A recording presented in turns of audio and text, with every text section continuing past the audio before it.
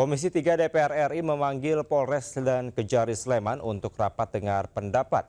Komisi 3 membuat rekomendasi untuk menghentikan perkara Hogi Minaya yang menjadi tersangka akibat mengejar jambret istrinya. Komisi 3 DPR menggelar rapat dengar pendapat dengan Kapolres dan Kejari Sleman terkait kasus Hogi Minaya yang ditetapkan sebagai tersangka.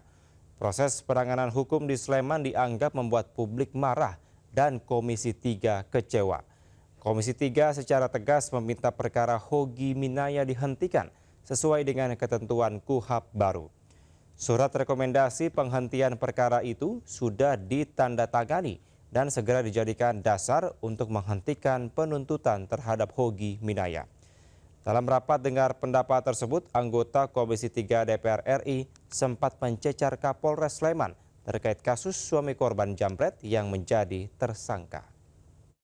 Pasal 34 KUHP, Anda itu datang ke sini tentang masalah pasal-pasal, tapi Anda tidak bawa KUHP. Kalau enggak saya pinjamkan, saya bawa nih. Bawa Pak.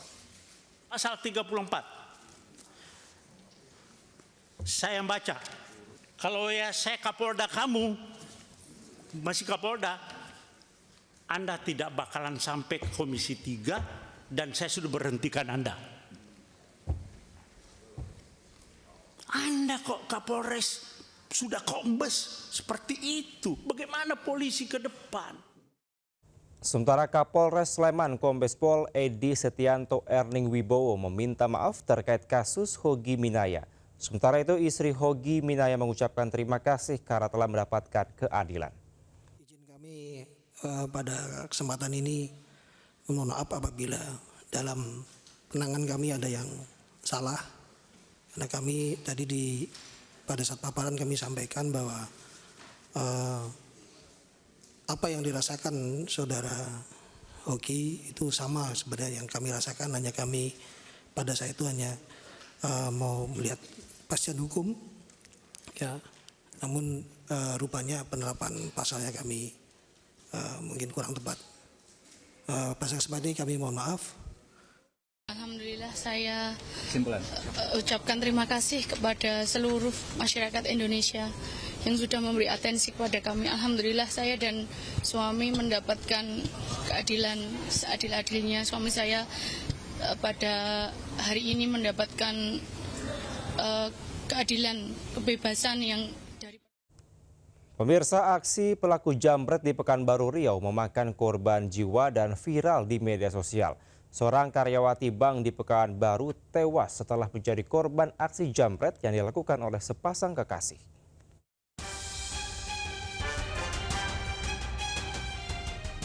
Video amatir merekam sepasang kekasih di amuk massa di Pekanbaru. Keduanya menjadi bulan-bulanan massa setelah terpergok saat menjambret. Warga kesal si Joli ini menjambret hingga menelan korban jiwa. Tersulut emosi, kendaraan pelaku dibakar massa. Kejadian bermula ketika kedua pelaku menjambret korban yang mengendarai motor melintasi Jalan Teku B, Kecamatan Bukit Raya, Pekanbaru. Pelaku menarik paksa tas korban. Korban yang berusaha mempertahankan hilang keseimbangan hingga terjatuh dan tertabrak kendaraan lain. Korban yang mengalami luka parah dibawa ke rumah sakit, namun nyawanya tidak tertolong.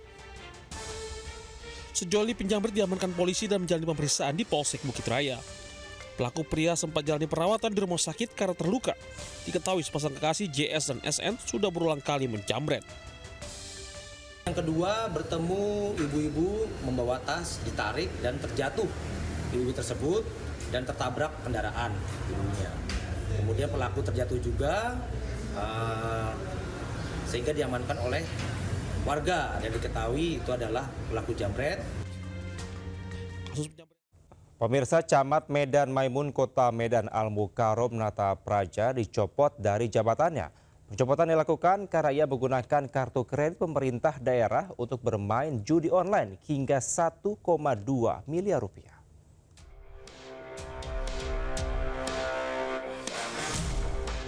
Camat Medan Maimun Kota Medan Al-Mukarrom Nata Praja terbukti melakukan pelanggaran berat dengan menggunakan kartu kredit pemerintah untuk kepentingan pribadi.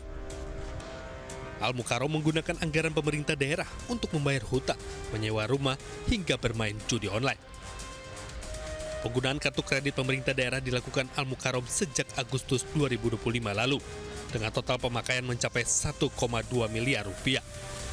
Hasil pemeriksaan dari LHP Inspektorat, yang bersangkutan itu menggunakan KKPD untuk keperluan pribadi, salah satunya itu penanganannya untuk judi online. Selain itu dia menggunakan untuk membayar hutang, menyewa rumah, dan keperluan pribadi sehari-hari. Pada kasus ini, pemerintah Kota Medan memberikan sanksi berat dengan mencopot Al Mukarrom sebagai Camat Medan Maimun. Dari Medan, Sumatera Utara, Ahmad Ridwan Nasution, iNews melaporkan. Pemirsa, seorang remaja di Karawang tega menikam ayahnya dengan pisau hingga tewas. Pelaku diduga sakit hati lantaran kerap dianiaya korban. Peristiwa pembunuhan terjadi di Teluk Jambe, Karawang, Jawa Barat, di mana seorang remaja tega menghabisi nyawa ayahnya sendiri. Jasad korban dibawa ke RSUD Karawang untuk jalani proses autopsi. Pihak Polres Karawang yang menangani kasus ini mengatakan pelaku menikam korban dengan pisau di perut dan dada. Korban sempat dilarikan ke rumah sakit, namun karena tikapan mengenai bagian vital, nyawa korban tak terselamatkan. Menurut polisi, pelaku menyimpan dendam lantaran menjadi korban KDRT oleh ayahnya. Untuk motif dari kejadian ini diduga karena pelaku menyimpan rasa sakit hati terhadap korban yang merupakan ayah kandungnya sendiri, yang disebut kerap melakukan kekerasan dalam rumah tangga dan bersikap kasar kepada keluarga. Untuk motif lainnya sedang kami dalami. Pelaku sendiri tidak melawan saat diamankan oleh petugas kepolisian. Pelaku yang masih duduk di bangku SLTA dibawa ke Mapolres Karawang dan ditangani oleh Satuan Unit Perlindungan Perempuan dan Anak. Dari Karawang, Jawa Barat, Rudi Setiawan, iNews melaporkan.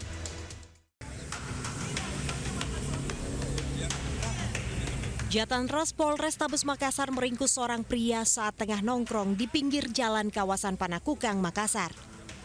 Pelaku diangkut polisi usai mengejar dan mengancam mantan suami sang istri saat tengah berpapasan di jalan kawasan Metro Tanjung Bunga, Makassar. Pertikaian bermula saat keduanya terlibat cekcok di sosial media. Saling sindir hingga ajakan berduel berakhir dengan pertemuan tanpa sengaja. Pelaku telah lama memendam amarah, meluapkan emosinya dengan mengejar hingga korban kabur meninggalkan motornya tergeletak di tengah jalan. Korban berhasil menyelamatkan diri usai masuk ke dalam warung kopi meminta pertolongan warga. Perselisih pahaman melalui media sosial, saling sindir, menyinggung, sehingga terjadi berjanji untuk ketemuan dan ditantang. Namun si korban tidak menggubris, sehingga pada saat itu korban sedang bertemu di Jalan Metro Tanjung Bunga dan dihampiri, dihadang. Lalu korban tinggalkan kendaraan sepeda motornya, melakukan penyelamatan diri karena merasa dirinya diancam dan memasuki warkop tersebut. Akibat perbuatannya, pelaku kini mendekam sementara di tahanan Satreskrim Polrestabes Makassar guna proses hukum lebih lanjut. Dari Makassar, Syahrul Adiaksa, iNews melaporkan.